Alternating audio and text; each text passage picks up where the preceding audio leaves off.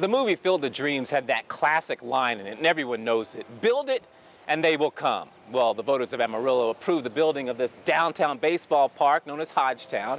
It's this location, along with what many consider to be a thirsty base for baseball, that encouraged the San Diego Padres to bring minor league baseball back to the Panhandle. If Lee Baker is staying off the golf course for at least one day to go head-to-head against the other celebs in a fitness competition, you know we've got to be there.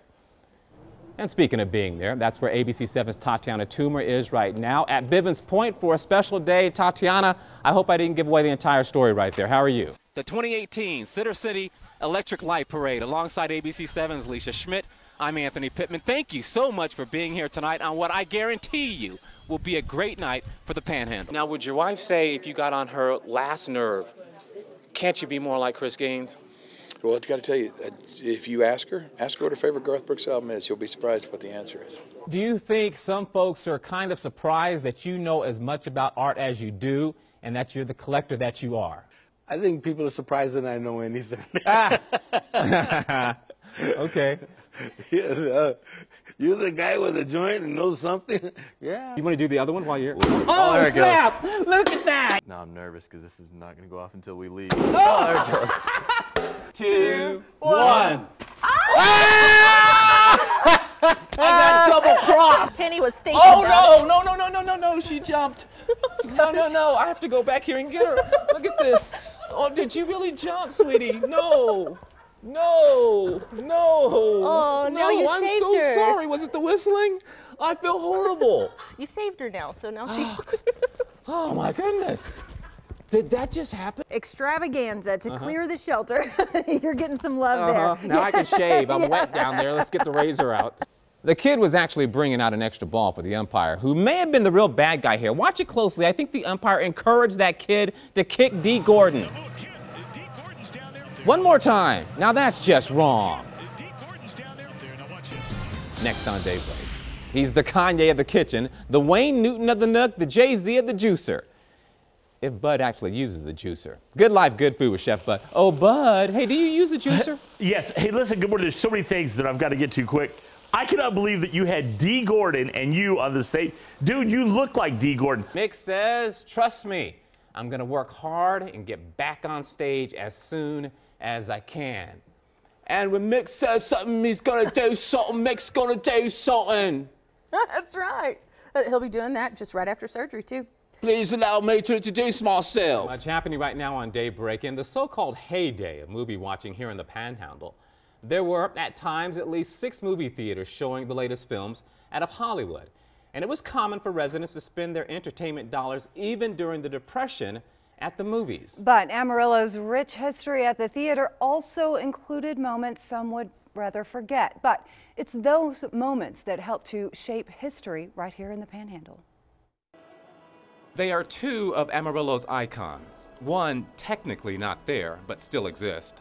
The other there, but time has changed its face. Going to the show was an opportunity to dress up. Men wore coat and tie. Ladies would wear a dress, usually with gloves.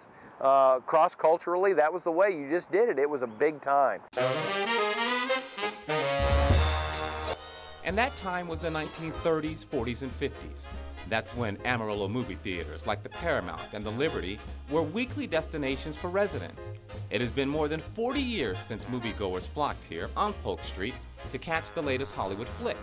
The location is now home to businesses like the restaurant Rain and Palace Coffee. You'd have to use your imagination to see a movie now. What was once a theater is a parking garage. It was a place not only to see a show, but also to be seen going to the show. But a story like this could not be told now without a reminder of what once was then. The thought of me sitting and watching a movie at the Paramount would not have gone over well 50+ years ago. In fact, it wouldn't have happened. People of color had their own theaters, like the Liberty. It was like that until the 1960s. Those of us who were in line were determined that we were going to go through with what we had said we were going to do, and that was go to the theater. Iris Lawrence tried to watch a movie at the Paramount in 1960 and was jailed for the effort. She never thought her actions on that day would be a part of the movement to change certain unwritten rules. But I'm just so glad that I was able to do what I could do at the time that I did. Julian Reese, who's now the football coach of the Amarillo Venom, is also a student of history and the American experience. He never considered until now changes in civil rights came about in part because of movie theaters. Thank you, and wow. I mean, those are true heroes, and you gotta honor them.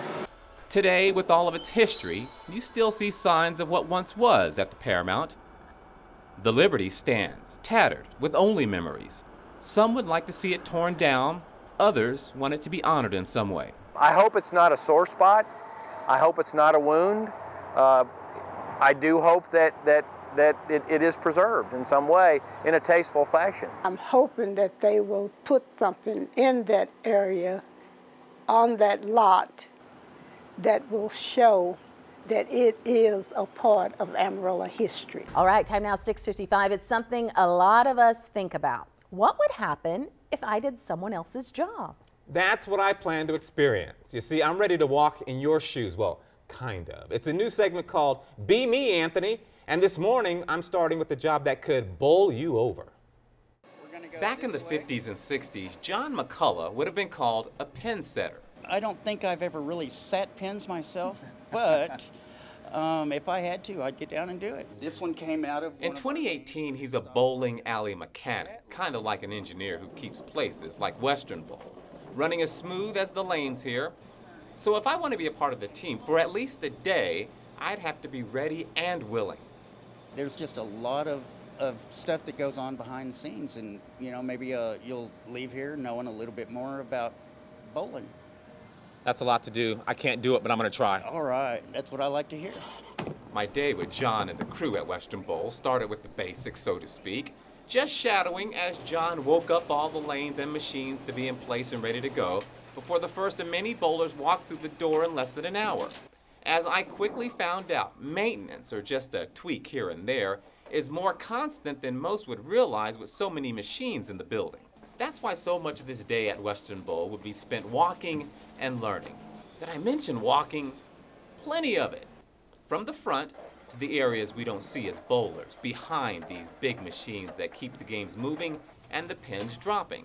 And for good reason, I had to keep a distance from these backroom behemoths. You see, I barely trust myself around an electric razor. So as John fixed, I just watched and learned. Even Lynn Crabtree thought that was a good idea for a mechanical novice like me. You see, he knows. He's been working here at Western Bowl for almost 50 years, and in the bowling business since Eisenhower was president. I started out here in '59, and I've just worked on the mechanical end of this thing for years and years, and I'm happy here.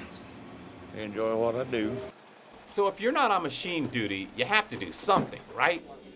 I could certainly handle this. A little bit of spray here, a little there, all shoes ready to go. I have to admit the crew was easy on me, but they wouldn't let me leave without a roll for the road. Sometimes even the new guy gets lucky.